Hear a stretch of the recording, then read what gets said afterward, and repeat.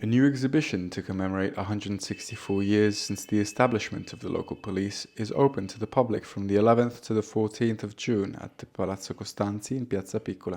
Mostra che rientra in una linea contributiva che la Regione ha voluto stanziare per ricordare, per riaffermare tutti quelli che sono i principi e i valori che forze armate, associazioni delle forze dell'ordine e delle polizie locali, oltre che dei vigili del fuoco, possono trasmettere alla cittadinanza. First of all, I'd like to thank Circolo Tommasi because the hard work in organizing this event. The exhibition has two important dimensions, a cultural one because it tells the history of our local police, but also the history of our city.